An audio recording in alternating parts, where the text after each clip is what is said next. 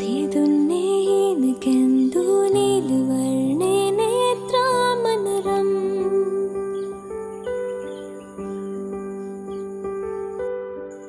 රැකාලේ සේතරන්දු කේශසේනා මවනාසතුවම්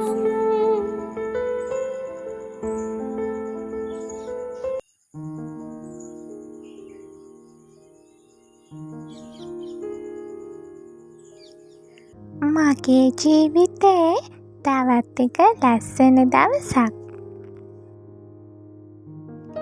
ලස්සන කහමල් වට්ටියකුත් කඩාගෙන බුදුරජාණන් වහන්සේට පූජා කරලා ආශිර්වාද අරගෙනම දවස පටන් ගන්න තමයි මම මේ හදන්නේ. good morning හැමෝටම. මම මේක ෂූට් කරන වෙලාවේ නම් ඉතින් good morning. ඕගොල්ලන්ට කොහොම වෙයිද කියලා දන්නේ නැහැ. ඉතින් බලන වෙලාව අනුව වෙනස් වෙනවනේ. ඉතින් මගේ ආදරණීය යාළුවෝ හැමෝම සතුටින් පරිස්සමින් ඉන්නව නේද? සතුටින් පරිස්සමින් ඇති කියලා මම හිතනවා. ඔන්න ඉතින් අද 28 වෙනිදා මැයි මාසේ මට හිතුණා වීඩියෝ එකක් ෂූට් කරන්න ඕන කියලා. ඉතින් මේ මට ගොඩාක් කාලෙකින් වීඩියෝස් අරගෙන ඉන්න බැරි වුණා. ගොඩාක් කාලෙකින් ඔන්න ගිය සතියේ මම වීඩියෝ එකක් අප්ලෝඩ් කරා. ඉතින් ඒකත් බලන්න ඇති කියලා මම හිතනවා. ඉතින් අද දවස් අපි ගත කරන්නේ කොහොමද කියලා බලන්න. දිගටම මේ වීඩියෝ එකත් එක්ක රැඳී සිටින්න කියලා ආදරෙන් ඉල්ලනවා. ඉතින් වීඩියෝ එක බලන්නකෝ. හොඳ වොෂහෙකුත් දාගෙන බුදුන් වැඳලා ඊළඟට මම පුතාගේ කෑම එක හදන්න තමයි හදන්නේ. ඒ අතරම ඔන්න මම අද චූටි කෑමක් හදනවා. පුතාට ඕනි කිව්වා පෑන්කේක්. ඉතින් මම ඔන්න එයාට හදලා දුන්නා.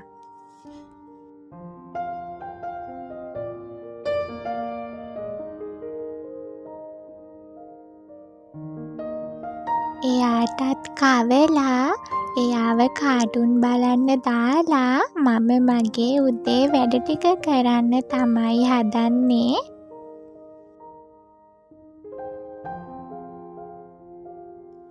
මේ දවස්වල නම් දිගටම වගේ වහිනවනේ. ඉතින් ඔන්න අද නම් ටිකක් පායලා තියෙනවා.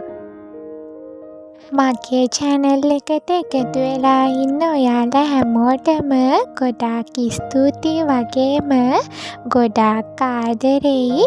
ඉතින් අලුත් යාළුවෙක් නම් මාව subscribe කරලම මාත් එක්ක එකතු වෙන්න කියලා ආදරෙන් ඉල්ලනවා. ගේත් අතු ගාගෙන මම මගේ මිදුලතු ගා ගන්න තමයි දැන් හදන්නේ.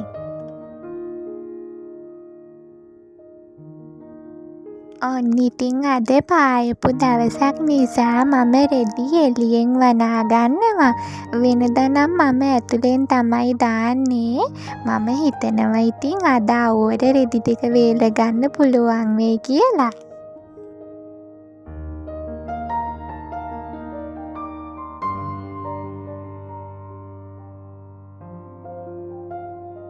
ඔයාලට මතකද මම කලින් වීඩියෝ වල පෙන්නුවා මේ මිරිස් ගස් ටික හදන විදිහේ ඉඳන් හැමදාම වගේ ඔයාලත් එක්ක ෂෙයා කරගත්තානේ. මුලින් ඉඳන් වීඩියෝ බලන කෙනෙක් නම් දන්නව ඇති. ඔන්න ඉතින් එයාලා දැන් ලොකු වෙලා පළදාවත් දෙන ගමන් තමයි ඉන්නේ. මම මෙයාලගෙන් දෙපාරක්ම මිරිස් කඩා ගත්තා. ඔන්න ඉතින් තුන්වෙනි පාරටත් එයාලා හැදිලා තමයි තියෙන්නේ. අලුතින් පැලත් හිටවලා තමයි තියෙන්නේ. බටු පැලයි මාළු මිරිසුයි. ඔන්න ඉතින් මම එයාලට පොහොර ටිකක් දාගන්න තමයි හදන්නේ. මොකද ඉතින් පුතාට දෙන්නේ නැහැනේ මිරිස්. එයාට දෙනවා නම් මම පොහොර දාන්න නැතුව තමයි හදන්නේ. එයාට නොදෙන නිසා ඔන්න ඉතින් පොහොර ටිකක් දාගන්නවා.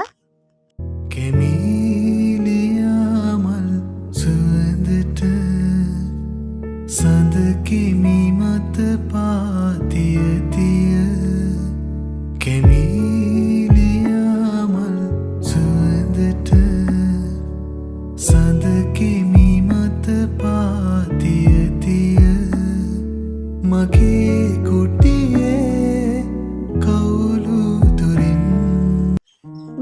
ඉතින් ඔයාලා හිතන්න එපා පැලවලටත් ඔයාලා මෙයාලා කිය බොරු සෝබනේ දානවා කියලා. නැහැ, එහෙම නැහැ. පැලවලට පවා ආදරේ කරොත් තමයි එයාලත් අපිට ආදරේ කරන්නේ.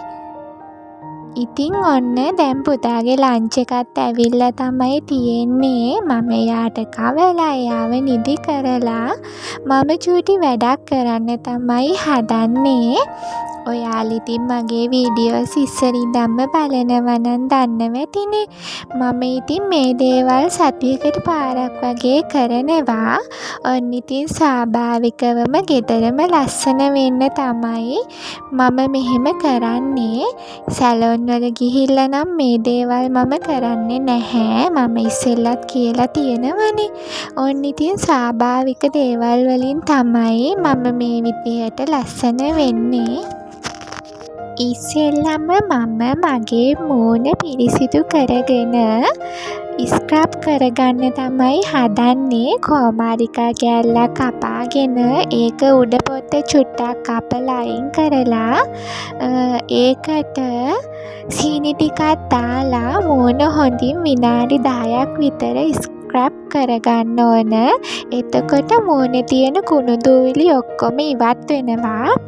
එහෙම කරගෙන හොඳින් මූණ සෝදගෙන සබන් නොදා මම අද කෝපි පැක් එක තමයි දාගන්නේ. මේ සතියේ මට තියෙන්නේ කෝපි පැක් එක. ඉතින් මට ටයිම් එකක් හම්බුන වෙලාවට සතියට එකපාරක් වගේ මේ දේවල් කරන්න නම් අමතක කරන්නේ නැහැ.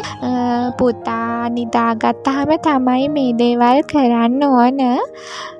ඉතින් එයා නිදාගන්න නැති දවසුත් තියෙනවනේ. අර ඉක්මනට හැරෙන දවස් තියෙනවා. ඉතින් එහෙම වුණාම ටිකක් අමාරුයි.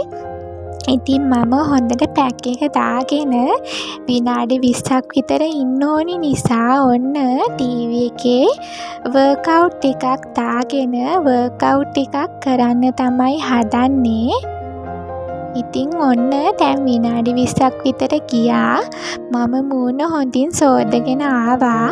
ඔන්න බලන්නකො මූණ හොඳටම ක්ලියර් වෙලා තියෙනවා. ඉතින් එහෙම ගෙදර තියෙන දේවල් වලින් ස්වාභාවිකවම ලස්සන වෙන එක ස්කින් එකටත් හොඳයි. දැන් නම් වෙලාව හවස 6:00 වගේ ඇති. ඔන්න හස්බන්ඩ් ගෙදර ආවා. අපි පොඩි බඩු වගයක් ගන්න ටවුන් එකට යනින් ගමන් තමයි ඉන්නේ. ඔන්න ඉතින් ඔහොම තමයි ලස්සන දවසක් නිමා වුණේ. ඉතින් අදට මම ගිහිල්ලා එන්නම්. ලබන සතියේත් ඔයාලාව බලන්න එනකන් සතුටින් පරිස්සමින් ඉන්න. ගිහින් එන්නම්. බයි. ආදරේ.